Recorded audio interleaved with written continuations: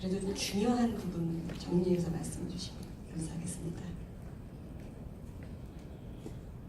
That's a great question. Before I answer that, I just want to also amplify a little bit the point when we had our conversation yesterday about two types of honesty. One type of honesty is your basic character.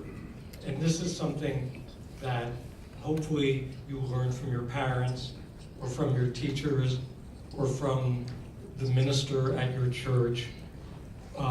And that's the kind of honesty that says you don't steal your brother's allowance money. You don't do what I did in high school, which is put a dent in your father's car, and instead of telling him you did it, try to paint it over and hide it. Those are basic kinds of honesty in your character. But you could be someone who won't steal your brother's allowance and won't lie about putting a dent in the car and still not be intellectually honest as a journalist. Because intellectual honesty as a journalist, as I was suggesting before, has to do with being able to at times separate yourself from your own beliefs. A good example is if you take some of the issues that are very divisive in American society, like should abortion be illegal or not? Should there be gun control laws or not? Those are issues that really divide the country almost in half, or 2/3 to 1/3. And if you're going to be an ethical journalist, even if you're in favor of abortion rights, you have to be able to go out and cover a rally that wants to make abortion illegal and treat the people at that rally honestly. Not just quote them accurately, but take their point of view seriously. And the same thing, if you're someone who loves to go hunting and likes to collect guns and thinks that guns are protected by the Second Amendment of the Constitution, and you get sent as a journalist to cover a rally by students like the students in Florida who had a mass shooting at their school, demanding very strict gun control, you have to be able to separate your own point of view from theirs. And there's one final level, and I'll get to the social media part, which is that it's also important to be an ethical journalist not to engage in what I call false equivalency. It is a very high journalistic value to look at both sides or many sides of an issue. But not every issue has two sides. When people, even if it's in public political life, say the people of this race are inferior to another race, that's not an issue with two legitimate points of view. And if you treat it with on the one hand, on the other hand, then you're actually distorting it. Or climate change. You see often American journalists who are not really knowledgeable about science, if they write about climate change, they talk about the scientists who say there is human-caused climate change, and then they'll quote the ones who say, no, this is just a natural cycle. But that's a distortion, that's a false equivalency, because among climate scientists around the world, the overwhelming majority, well over 90%, say it's caused by human activity. If you write about that 50% pro, 50% con, you're not being accurate. You may think you're being fair, you're actually being very inaccurate. So having said that, now to some of the challenges of ethics in the digital era. I talked about a couple of them before. The challenge of verifying, the challenge of resisting the urge to just stay in your own political or ideological corner, or just with people of your own gender, or just with people of your own religion, all these different sub-communities that exist, especially online. But I want to bring up one other point that actually I meant to include in my speech, but the text was finished by the time it occurred to me, which is a lot of journalists now get very mixed messages from their newsroom executives. On the one hand, they're told, we want you to have a Twitter account, we want you to be on Facebook, we want you to have a social media platform, and we want you to use it to be part of the public conversation, to promote your work so that people will see our news organization's work on your Twitter feed and start paying attention to our publication as a whole. And on the other hand, these journalists are said, but you can't do anything that is too opinionated or makes it look like you have a bias or is too snarky and insulting to someone else. I think that actually journalists are, I feel very sympathetic to the ones who later get disciplined or reprimanded because many news organizations have been way too slow to develop policies about social media use. But even though I criticize a lot of journalistic managers for that failure, I also think there's still a lot of personal responsibility that belongs to the individual journalist. And what I would say to you, and this is one of the big challenges with the digital era, is that you cannot think that there is a dividing line between your public life as a journalist and your private life as expressed on social media anymore. There is no such line. Everything you put out in social media will be interpreted by the people who follow your journalism as being reflective of you as a journalist and as being reflective of your news organization. You can't say, oh, I didn't mean it. You can't say, oh, that's just my personal account, because it's all searchable now. And we know, even if you try to delete the tweet, it will be found. Even if you want to say that photo of me giving the Nazi salute at some event, I was just goofing around. That is impossible anymore. And look, we all make momentary mistakes, but I'm a big believer in what my wife calls the 30-second rule. The 30-second rule is when you're starting to get ready to write something or post something online, wait 30 seconds and then think about whether you want this to be part of your life for the rest of your life, because it will be. I'm not talking about things you did in high school. I think there's a forgiveness. But once you have started to be a journalist, whether that's in college or after college, everything you put out there is going to be part of how you are assessed as a journalist and whether people think they can trust you. When I go to interview people now, they've checked me out on social media to decide whether they want to give me an interview or not. And that's going to be more and more common. So I think it's hugely important for you to think about that. And I'll say one last thing. So, there was a recent incident, actually I'll spare the details, but the large point I want to make is sometimes journalists who get drawn into, Twitter storms, and flaming with people, readers who are attacking them, say things they regret. And then when they're called to account about why, if you're one of our reporters, did you say blah, blah, blah? I mean, for instance, there's an excellent journalist in the United States named Julia Ioffe. She got very mad because a bunch of Donald Trump supporters were, going after her, were trolling her. Because she's Jewish, they were sending her cartoons of her dressed like a concentration camp inmate. And so she got so mad, she put out a tweet saying, I think Donald Trump must be sleeping with his daughter Ivanka. They must have an incestuous relationship, which was a disgusting and unforgivable thing to say. And her explanation initially was, well, I was being trolled. I just fought back. And I'm sorry, that is not a legitimate excuse for us anymore. There is no law of nature that if someone trolls you, you have to say anything back to them.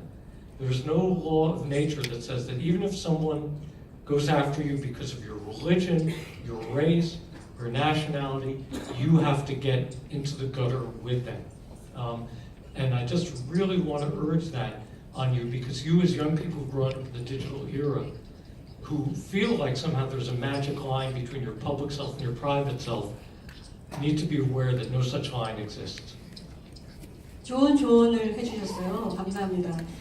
양쪽을 똑같이 보도하는 게 이게 과연 균형 보도일까라고 고민하셨던 분들이 계실 것 같아요. 그거에 대한 답변도 주신 것 같고요. false equivalent 표현하셨습니다.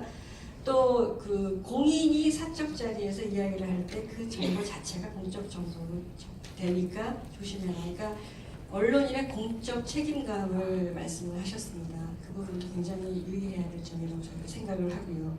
또 30 second rule도 굉장히 좋죠? 좋은 정보라고 생각합니다. 많은 그 의문에 답을 주셔서 대단히 감사합니다. 청중들이 물어본 몇 가지 질문이 있습니다. 특히 이제 인터넷 시대에 접들어서 뉴스라는 장르 자체가 막 이렇게 변하면서 엔터테인먼트와도 결합을 하고 쇼랑도 결합을 하고 그런 현상에 대해서 어떻게 생각하시는지요? 저널리즘에 어떤 영향을 줄지요? That is a great question, and I think it's a big problem. It's a problem I'm sympathetic to. One reason that news organizations engage in a lot of entertainment is the financial reason. I talked before in my speech about the kinds of advertising and the kind of purchasing a newspaper or magazine at the newsstand or subscribing to it that provided most of the revenue news organizations needed to operate up until the last 10 or 15 years. Now that revenue stream has been disrupted. It will never, I think, get back to what it was. And so news organizations look for different ways to bring in income to make up the loss. And I'm sympathetic because the money that needs to be replaced, that's the money that keeps you paying your investigative reporters. That's the money that keeps you paying your foreign correspondents.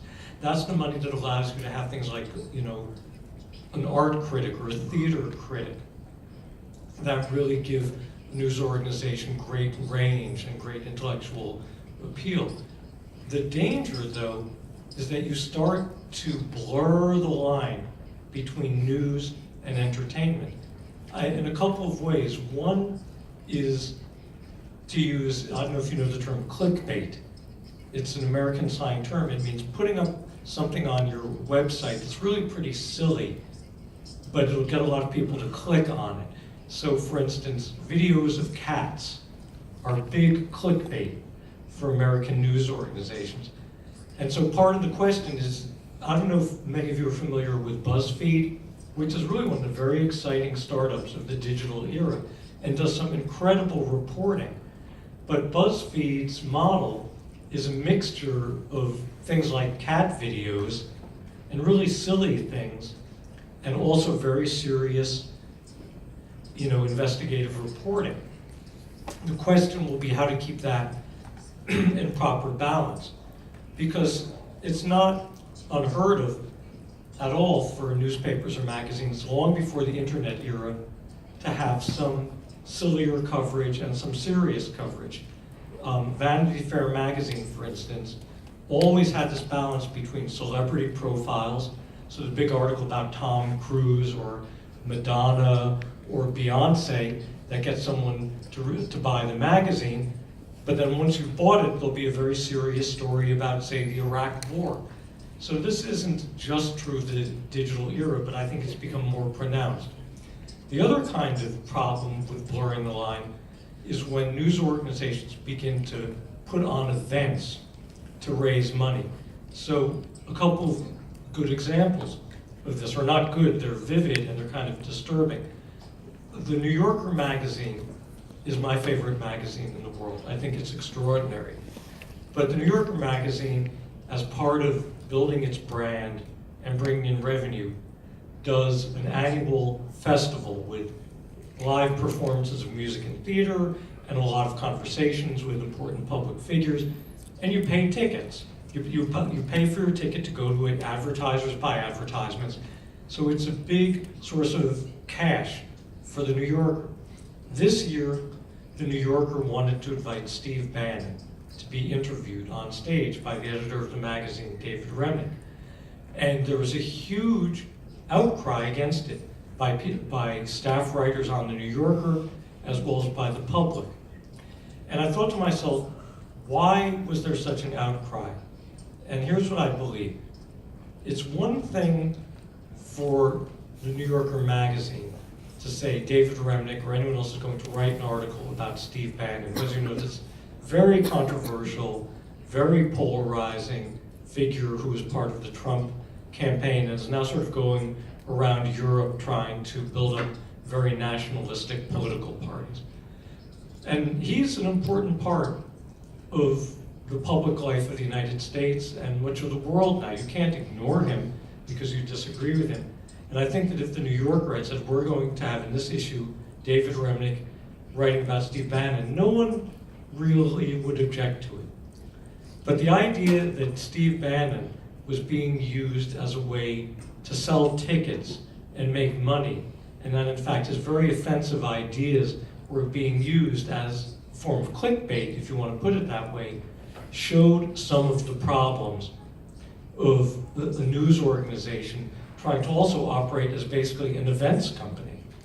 And I'm sure all of us as journalists followed the terrible news about the murder of Jamal Khashoggi, the Saudi Arabian journalist who's also a columnist for the Washington Post.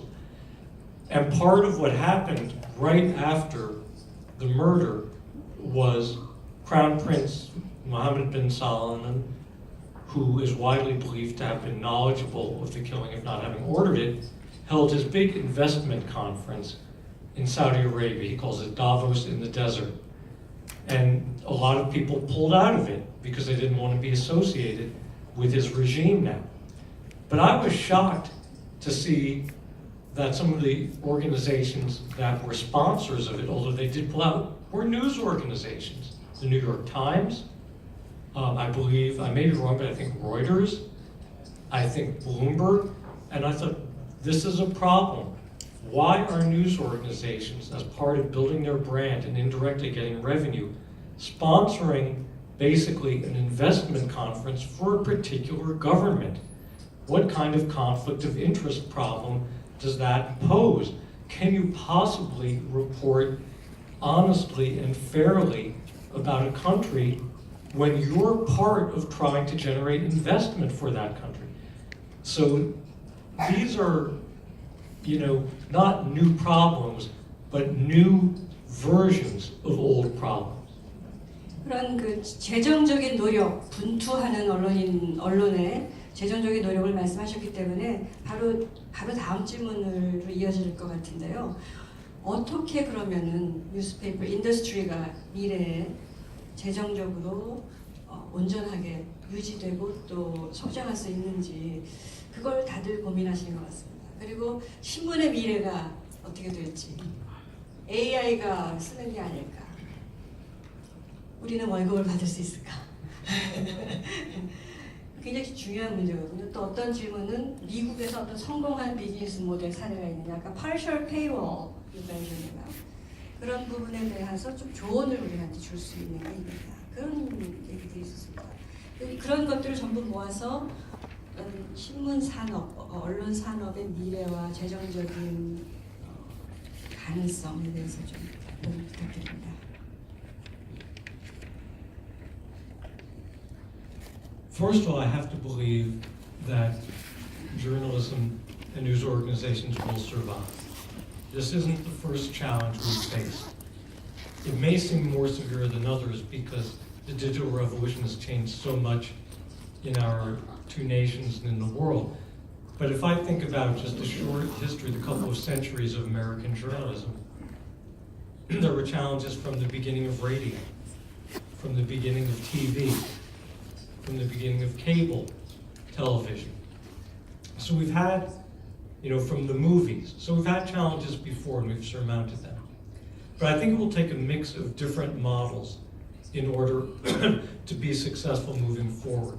I think one model which you've seen successfully now from some of the large news organizations that I mentioned before, the New York Times, the Washington Post, the Wall Street Journal, but also some mid-sized newspapers like the Minneapolis Tribune, is a partial paywall. I think what they have figured out is that not enough consumers want a total paywall. They're not going to pay a large amount of money, several $100s a year, and if they don't pay it, get zero access at all. They'll either just try to sneak around the paywall or they'll go somewhere else. The genius of the partial paywall is giving people a few free articles first, so they read it and they like it, and then having a very low starting point. As I mentioned in my speech, most of these partial paywalls start out being about $1 a week for the first 10 or 12 weeks you subscribe. The other important thing partial paywalls do is they get you to give your credit card number. And as you know, once you've given your credit card number to something and it gets automatically charged, you don't even think of yourself as buying it. It just sort of shows up on your credit card bill at the end of the month. So I think partial paywalls are one option. Another option is to use more foundation support and donations even from private individual philanthropists to support news organizations. And what this has tended to mean is not general interest news organizations, but specialized ones.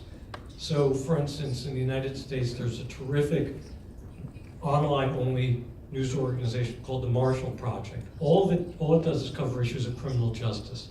There's one called ProPublica that only does investigative reporting. And what they've been able to do is successfully appeal to foundations, to individual donors, and sometimes even to individual subscribers to donate money in order to keep going. So they're operating outside the capitalist system. A third option is to rethink the way the journalism market is organized. Traditional newspapers like the Times and the Post, the LA Times, the Dallas Morning News, you name it, and general interest magazines and the big TV networks, I always compare them to department stores. You know what a big department store is like, you still have some. You go into the store, whether it's Macy's or Target or whatever the big stores in Korea are, because you sort of choose that store to do the first wave of shopping for you. If you want to buy a suitcase, you can't look at every suitcase. You look at the 20 suitcases they chose to display. If you want to buy a scarf, you can't look at 10,000 scarves. You look at the 100 scarves they have, but you trust them. That's the way newspapers and magazines used to be. The buyer and the reader trusted the New York Times or the New Yorker or the Atlantic Monthly to offer certain choices. But as you know, being products of the digital era, you want to shop for yourself. You want to look at 10,000 scarves online if you can. You want to look at 1,000 suitcases online if you can. And the same thing in how we access news. So some of the really smart startups in the capitalist part of the journalistic market, thank you, I'm going to pause.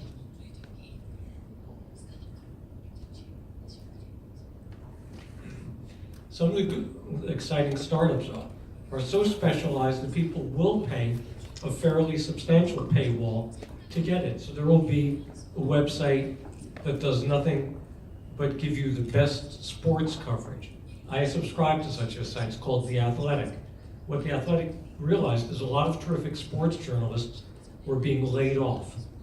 They still wanted to write. A lot of local newspapers had cut their sports sections so much they weren't worth reading anymore. So the people at The Athletic said, let's start this up, let's hire these people, and let's find these readers all around the country who may live in a bunch of different places, but all share an interest in sports, and we'll give them targeted coverage of their hometown sports teams, as well as general coverage of national sport. The Athletic has become one of the fastest growing news organizations in the United States by being very specialized. And things get far more specialized than that. So I think that's another way. Is instead of trying to be a department store, you try to be a boutique that only carries one thing, but carries a lot of it and knows its product really well. 감사합니다. 좋은 이셨던 것 같습니다. 저 페이크 뉴스에 대한 질문도 많았어요. Are you ready to talk about fake news? 페이크 뉴스의 정의를 물어보는 분도 계셨고, 또 우리나라에서 페이크 뉴스를 정부에서 규제하려고 하는데 그에 대해서 어떻게 생각하시는지, 또 페이크 뉴스를 방지할 수 있는 어떤 저널리스트로서의 장치 같은 게 있는지 그런 것들에 대한 궁금증이 많았습니다. 부탁드립니다. That is such an important question for all of us.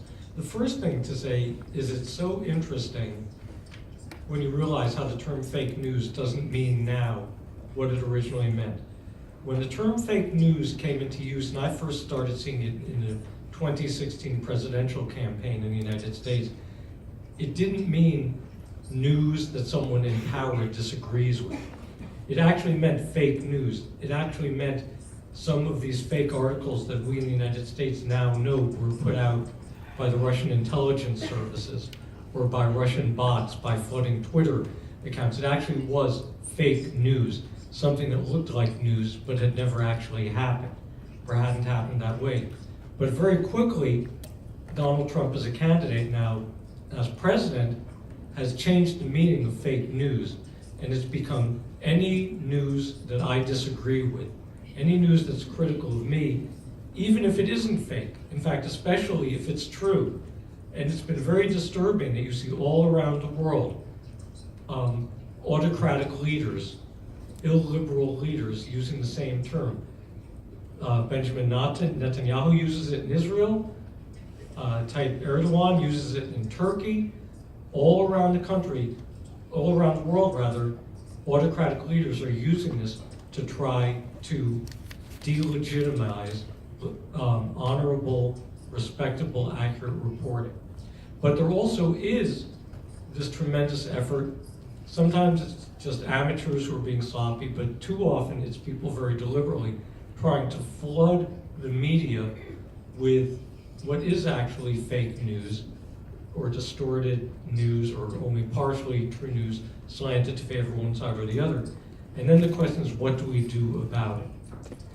I think that, at least in the United States, the internet and certainly the social media companies have got to be regulated by the government. They haven't been to this point, but there is an important precedent for regulating them. In the 1930s, when radio became the hot, new, disruptive technology in the United States formed something called the Federal Communications Commission. It was a federal agency that basically oversaw the way radio operated. It later applied to TV as well, but TV didn't really become common until the late 1940s. And what the Federal Communications Commission did was twofold. Number one, it said, you need the air to broadcast your radio and later TV signals. No one can own the air. The federal government controls the air above the United States, and you need our permission to use our public air to broadcast your signal. So we're not going to make you pay money for it, but we're going to make you promise that you will not use your radio stations for ideological indoctrination or for partisan politicking. And there was a rule called the Fairness Doctrine that enforced it. Now, for a variety of reasons, unfortunately, the Fairness Doctrine was struck down, was invalidated in the 1980s. But the idea that the federal government has a right to demand some level of honesty and integrity out of mass media companies is a valuable precedent for what we can do now with Facebook and Twitter and Instagram and others. It will not be a perfect solution, but it will be better than just depending on the private sector to police itself. That's where we've been left. We hope, that Mark Zuckerberg at Facebook and Jack Dorsey at Twitter will choose to police themselves and to try to find the actual fake news that comes through their platforms. But whether they do or don't, it's solely up to them. They're not required to. We hope they will, but if they don't, there's nothing we can do about it. That's why I think there has to be a legal structure. And I think that will not stop all of the fake news, but it can only get us to a better place than where we are now. 네. 근데 그 페이크 뉴스의 정의가 아까 말씀하신 대로 어떤 힘센 사람이 동의하지 않는 것이라고 한다면, 만약에 정부가 그 페이크 뉴스를 규제한다고 한다면 오해를 받지 않겠습니까?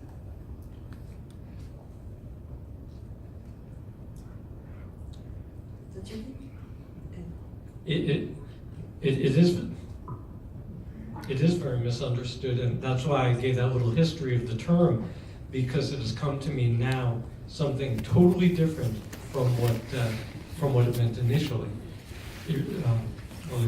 Yes. 방송하고 이제 지금 인터넷상의 페이크 뉴스하고는 좀 다르다는 생각이 들어서 제가 추가 질문을 드렸습니다. 지금 도널드 트럼프 말씀을 하셨기 때문에 조금 더 이제 복잡한 질문을 하나 드리자면, 미국 사회의 경우에 도널드 트럼프 대통령이 들어선 이후에 미국 사회가 굉장히 분리가 되어 있다. 그래서 굉장히 많은 우려를 갖고 있는 것으로 알고 있습니다. 그리고 우리도 그 문제를 잘 이해합니다. 우리 사회도. 제가 여쭙고 싶은 것은 그 이념적인 지향점이 있습니다. 기자들마다 모두 그 이념적인 지향점을 그 저널리즘이라는 직업주의와 어떻게 조화를 이루는 것이 좋은지, 좀 복잡한 질문이지만 굉장히 현명하고 명쾌하게 답을 주실 거라고 생각을 하고 여쭙니다.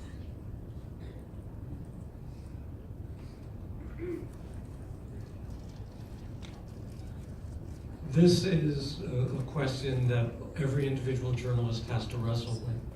And I will say this, there is and there always has been a totally legitimate place for opinion journalism as part of everything that journalism does. I love reading the op-ed columns in different newspapers and magazines. I love reading knowledgeable opinion writers.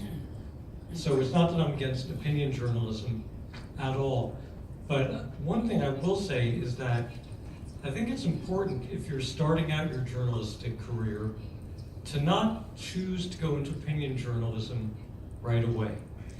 I think that the best opinion writers spent a lot of time first as reporters.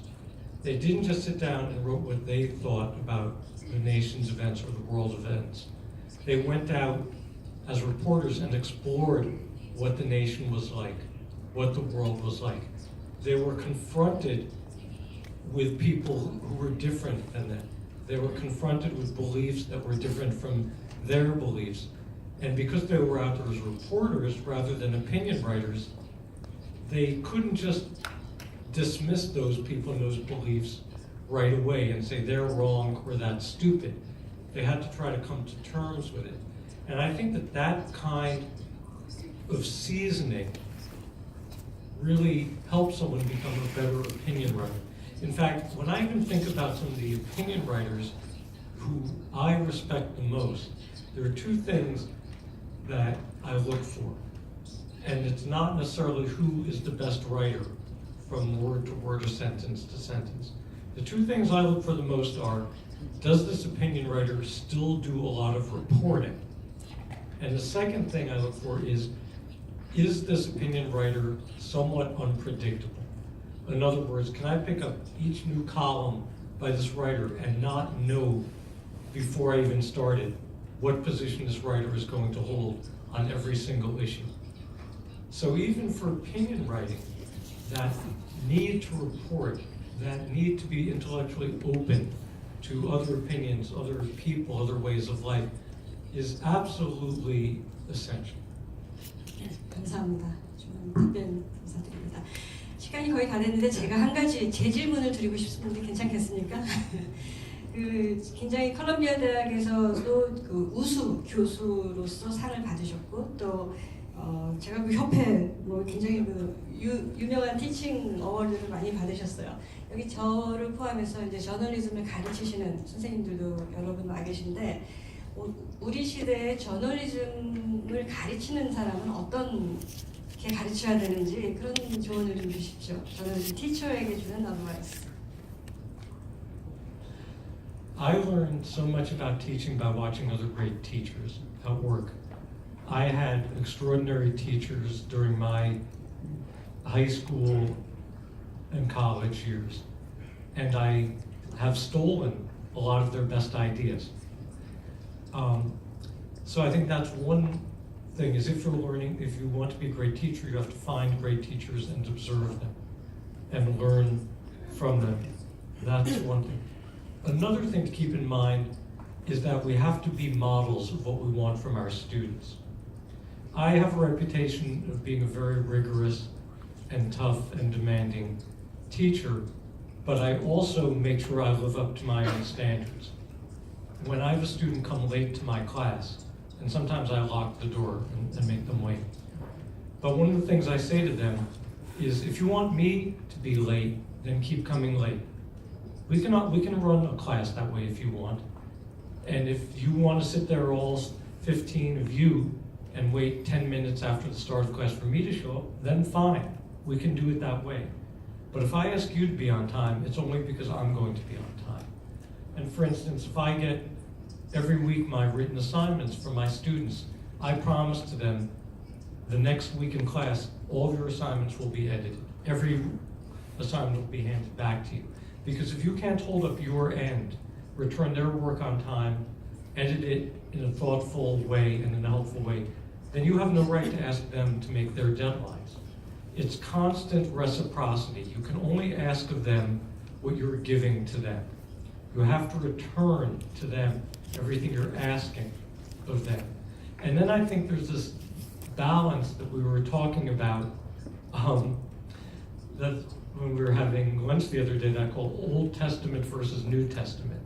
So one part of my life as a teacher is like the Old Testament. You know, in the Old Testament, God is always wagging his finger at the ancient Hebrews and saying, you're worshiping that golden calf, you're worshiping those idols, you're really messing up. I'm going to make sure that the Babylonians conquer you and take you away. I'm going to visit, terrible things on you because of your iniquities. So that's part of what teaching is. It's calling people out. It's not letting them have it, hand in anything substandard. It's catching every error they make and having zero tolerance for others. But then there's the New Testament.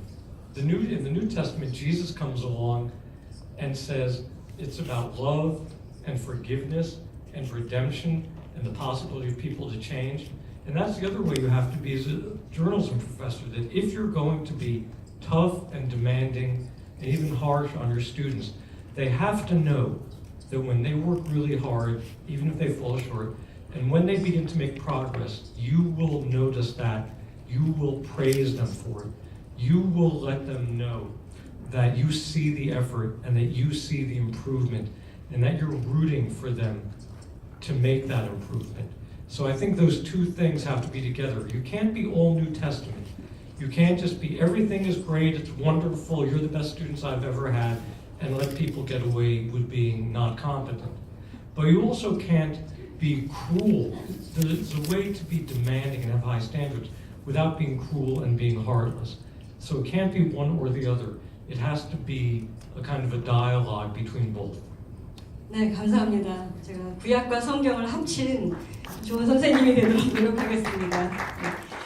네. 시간이 거의 다 됐는데요. 제가 사전에 질문을 저희가 많이 받았고, 제가 오늘 이 토크를 준비하면서 질문을 많이 이야기하려고 노력을 했습니다. 그럼에도 불구하고 그래도 한 몇 분은 질문이 있을 것 같아요. 그래서 한두 분 질문을 받도록 하겠습니다. 플로어에서 질문 있으신 분은 손을 드시고 자기 소속을 밝혀주시고 질문을 해주시면 감사하겠습니다. 맨 앞에 있는 친구 한 분 부터 시작할까요? 네. 안녕하세요. 저는 이화여대 4학년 프론티어 저널리즘 스쿨 이화여대요? 네. 과정을 밟고 있는 조윤하라고 합니다. 일단 우선 강연 듣게 돼서 되게 영광이고요. 그 책에서 책 부분을 좀 질문하려고 하는데, 그 냉정한 객관성과 인간과 가슴 사이에서 그 인간은 어차피 주관적이기 때문에 객관성을 유지하기 힘들므로 공정성이 중요하다라고 하셨는데, 최근 우리 사회의 분위기를 보면 절대 선과 절대 악의 그 경계가 굉장히 모호하다고 생각을 해요. 책에서도 선과 선의 충돌이라고 말씀을 하셨고, 그래서 이 상반되는 양측의 이야기를 들어보면 되게 개인적인 공정성을 기준으로 판단하기가 참 힘든 면이 몇몇 있는데, 혹시 이런 경우 개인적으로 설정해 놓으신 기준이나 아니면 뭐 원칙 같은 게 있으신지, 그리고 이런 걸로 고민하신 적이 있다면 구체적인 경험까지도 듣고 싶습니다. 감사합니다. Thank you for your great question and for being here. I think that there are two different parts to your question. If you're talking about right and wrong, what journalists do need to be able to do is at a level of fact, things that are provable, be able to step in and say something is right or something is wrong. If the facts contradict what someone tells you in an interview, you should, in a way that is not holding them up to ridicule, but is being clear to a reader, say that they said this, that, and the other thing, but actually something else is true, if it's actually provably true.